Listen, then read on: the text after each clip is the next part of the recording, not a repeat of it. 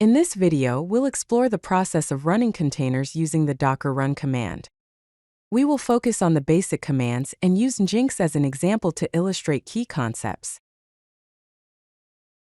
The basic syntax for the Docker run command is as follows: Docker run, followed by optional options, then the image name, and finally an optional command to execute within the container.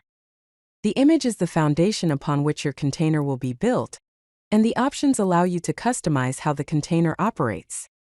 The command lets you specify what the container should do when it starts. Let's dive into some of the most commonly used options.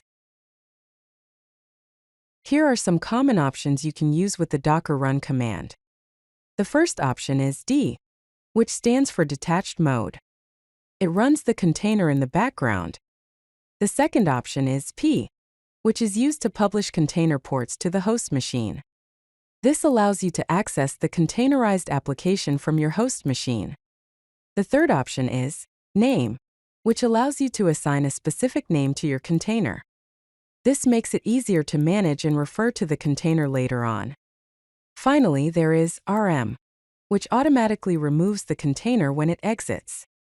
This helps to keep your system clean by deleting containers that are no longer running.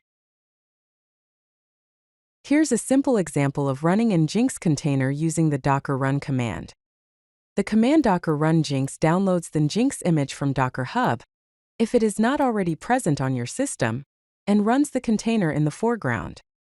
Running in the foreground means that the container's output is directly displayed in your terminal. Let's enhance the previous example by adding some options. The command Docker run dp8080:80 name my Nginx. Nginx does the following. D runs the Nginx container in the background, also known as detached mode. P8080:80 maps port 8080 on your host machine to port 80 on the container. This allows you to access the Nginx web server through your web browser by navigating to localhost 8080.